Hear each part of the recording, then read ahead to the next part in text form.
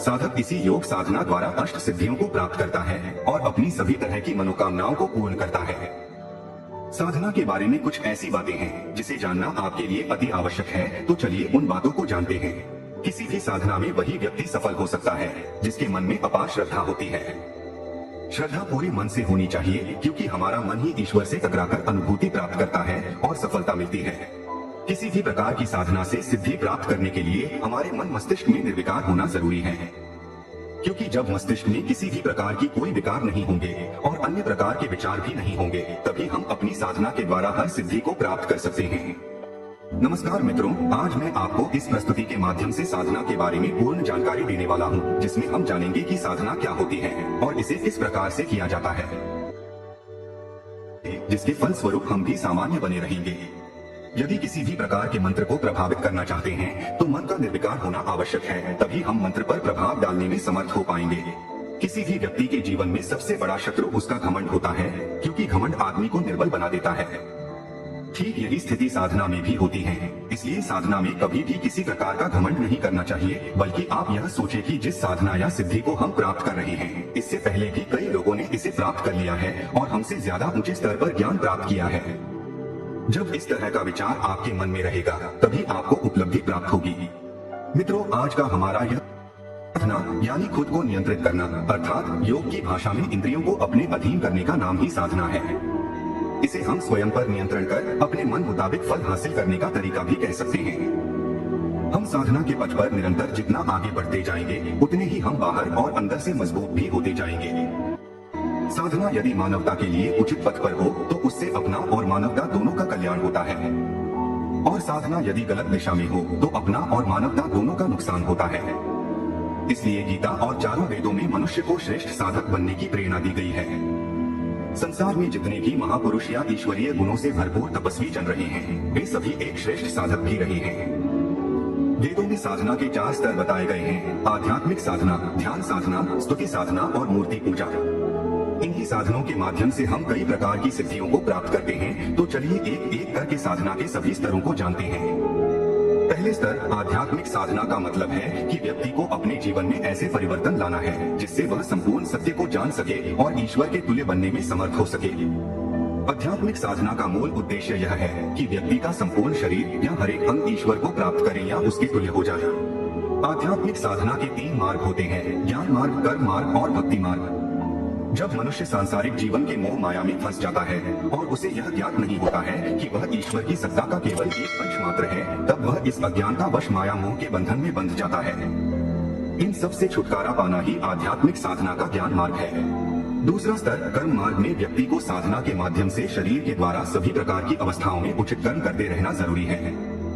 साधना के मार्ग में उचित कर्म और आचरण इसलिए आवश्यक होता है क्योंकि व्यक्ति कितना भी ज्ञानी क्यों न हो, यदि वह उचित कर्म नहीं करता है तो उसका ज्ञान व्यर्थ है। तीसरा स्तर भक्ति मार्ग एक प्रेम का मार्ग है, जिसमें बड़े बड़े ज्ञानी संतों ने सांसारिक वस्तुओं को त्याग कर केवल ईश्वर से प्रेम किया है, क्योंकि प्रेम ही संसार का सबसे बड़ा सार होता है, जिसके माध्यम से व्यक्ति सीधे ईश्वर से जुड़ पाता है।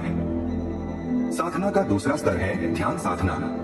इस साधना का तात्पर्य है कि व्यक्ति अपनी मनोदशा को पूर्ण रूप से एकाग्र कर लेता है, अर्थात जब वह अपने मन को पूर्ण रूप से नियंत्रित कर लेता है तो उसकी सभी मनोदशाएं पूर्ण हो जाती हैं। ध्यान साधना के अंतर्गत हम ध्यान तब तक करते रहते हैं जब तक हम पूरी तरह से वैसा करने में सक्षम नहीं हो जाते जैसा हम चाहते हैं। ध्यान साधना एक ऐसी युक्ति है जो संपूर्ण व्यक्तित्व का विकास करती है, जिससे हम संपूर्ण मन की शांति प्राप्त करते हैं। साधना का तीसरा स्तर है स्तुति साधना।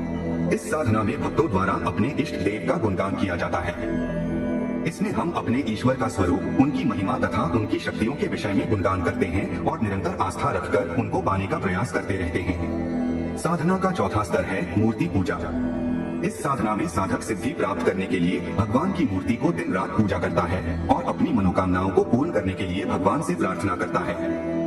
मूर्ति पूजा में साधक किसी पत्थर, मिट्टी या अन्य चीजों से अपने इष्ट देव की प्रतिमा तैयार करता है और उसमें सर्वगुण संपन्न परमात्मा की छवि को महसूस करता है। मित्रों, अभी तक आपने ये जाना कि साधना क्या होती है तथा इसके कितने स्तर होते हैं। अब हम जानेंगे कि साधनाएं किस प्रकार से की जाती हैं। हिंदू धर्म में सिद्धियों को प्राप्त करने के लिए हजारों प्रकार की साधनाओं का वर्णन किया गया है। परंतु हम आपको इस वीडियो में मुख्य 4 प्रकार से की जाने वाली साधनाओं के बारे में बताएंगे, जिसके माध्यम से आप हजारों प्रकार के लाभ प्राप्त कर सकते हैं। इन्हीं साधनाओं के द्वारा मन को एकाग्र किया जाता है और व्यक्ति विभिन्न प्रकार की सिद्धियों का स्वामी बन जाता है। पहला, तंत्र साधना से व्यक्ति अपने अंदर कई तरह की रहस्यमयी शक्तियों को जान सकता है और आत्मशक्ति का विकास कर सकता है। तंत्र साधना एक ऐसी प्रक्रिया है जिससे हम अपनी आत्मा और मन को बंधन से मुक्त कराते हैं। इस प्रक्रिया से शरीर और मन शुद्ध होता है और ईश्वर का अनुभव करने में सहायक सिद्ध होता है। तंत्र साधना की प्रक्रिया से हम भौतिक और आध्यात्मिक जीवन की हर समस्याओं का हल निकाल सकते हैं। परंतु कुछ लोग ने तंत्र साधना, तंत्र विद्या या तंत्र शास्त्र का नाम सुनते ही भय व्याप्त हो जाता है, क्योंकि ऐसा माना जाता है कि यह कोई भयानक विद्या या अघोरियों की साधना होगी, लेकिन ऐसा कुछ नहीं है।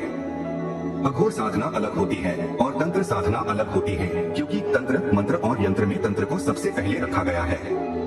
तंत्र एक ऐसी विद्या है जो हिंदू धर्म के साथ साथ बौद्ध और जैन धर्म में भी इसका बहुत प्रचलन है। तंत्र साधना करने के लिए सबसे पहले आप इससे संबंधित किताबों का अध्ययन करें। संभवतः यह आपको हिंदू धर्म के सन्यासी समाज के मुख्य 13 अखाड़ों के सन्यासियों से मिल जाएंगे।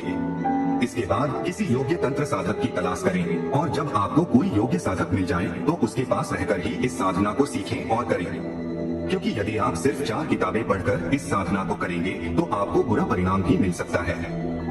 यदि आपका उद्देश्य इस साधना के माध्यम से किसी का नुकसान करना है, तब भी आप इसे बिल्कुल ना करें, क्योंकि इसके परिणाम भी आपको ही भुगतने पड़ सकते हैं। चलिए अब मंत्र साधना के बारे में जानते हैं।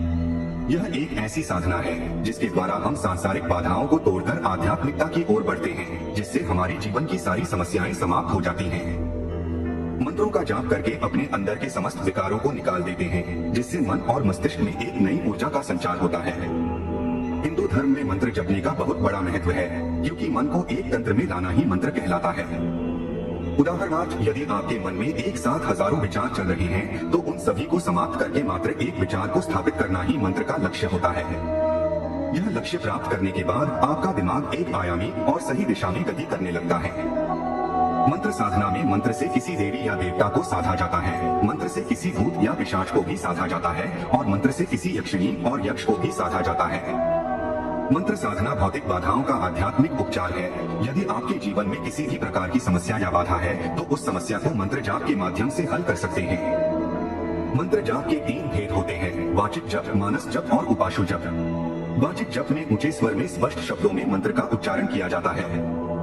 मानस जप का अर्थ मन ही मन मंत्र जाप करना होता है। उपाशु जप का अर्थ यह होता है कि मंत्र जाप करने वाले का जीभ या होठ हिलते हुए दिखाई देता है, लेकिन आवाज सुनाई नहीं देती। इस तरह बिल्कुल धीमी गति में मंत्र जाप करना ही उपांशु जप कहलाता है। मंत्र साधना में विशेष ध्यान देने वाली बात है मंत्र का सही उच्चारण करना। दूसरी बात, जिस मंत्र का जाप अथवा अनुष्ठान करना है, उसका अर्घ्य पहले से चढ़ाकर रखना चाहिए। मंत्र साधना के लिए आवश्यक है कि मंत्र को गुप्त रखा जाए, तभी प्रतिदिन मंत्र का जाप करने से सिद्धि प्राप्त होती है। किसी विशिष्ट सिद्धि के लिए सूर्य अथवा चंद्र ग्रहण के समय किसी भी नदी में खड़े होकर मंत्र जाप करना चाहिए, क्योंकि इसमें किया गया मंत्र जाप शीघ्र लाभदायक होता है। चलिए अब जानते हैं कि यंत्र साधना क्या होती है और इसे कैसे किया जाता है। जिस प्रकार मनुष्य के लिए घर की आवश्यकता होती है जिससे वे सुखपूर्वक रहते हैं, ठीक उसी प्रकार देवी देवताओं के रहने के लिए निवास हेतु तो उपयुक्त स्थान को यंत्र कहा गया है। यंत्रों का एक नाम देवनगर भी कहा गया है। यही कारण है कि इस लिपि के आधार पर बनी भाषा को देवनागरी कहा जाता है। इन देवनगरों में न केवल देवता बल्कि प्रत्येक देव के अधिदेव, प्रत्यधिदेवता, परिकर आदि भी विराजमान रहते हैं। अतः यंत्र केवल कुछ रेखाओं का विनोदात्मक जाल मात्र न होकर साक्षात देवताओं का आवास ग्रह है। इन्हीं यंत्रों से व्यक्ति को देवताओं की कृपा दृष्टि प्राप्त होती है, जिससे देवता प्रसन्न होकर सर्वस्व प्रदान करते हैं।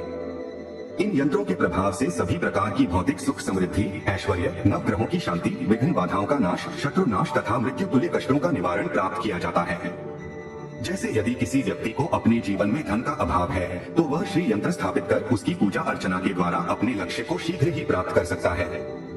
हमारे शास्त्रों में भिन्न भिन्न यंत्रों का उल्लेख है, जिससे व्यक्ति किसी एक यंत्र पर ध्यान केंद्रित करते हुए संपूर्ण ब्रह्मांड के विस्तार को अनुभव कर सकता है।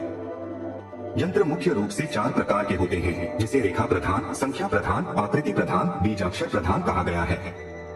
यंत्र साधना के लिए कुछ जरूरी नियम बनाए गए हैं, जिसमें सबसे पहले तो प्राण प्रतिष्ठित यंत्र की ही पूजा की जाती है।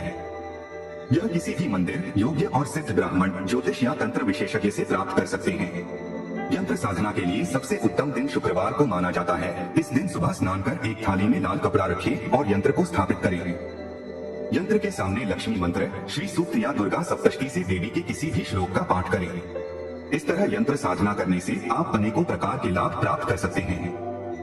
अभी तक आपने तंत्र, मंत्र और यंत्र साधना के बारे में जाना। अब हम जानेंगे कि योग साधना क्या होती है और इसे किस प्रकार से किया जाता है।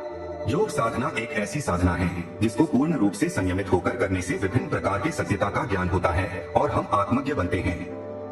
यह साधना जीवन को सुख, शांति और आनंदित करती है तथा यह आत्मा और परमात्मा से मिलन कराने का एक माध्यम भी होता है। योग साधना मनुष्य जीवन के लिए बहुत महत्वपूर्ण माना गया है, क्योंकि योग से ही हमारा शरीर स्वस्थ और निरोगी रहता है, जिससे पूरे शरीर में नई ऊर्जा का संचार होता रहता है।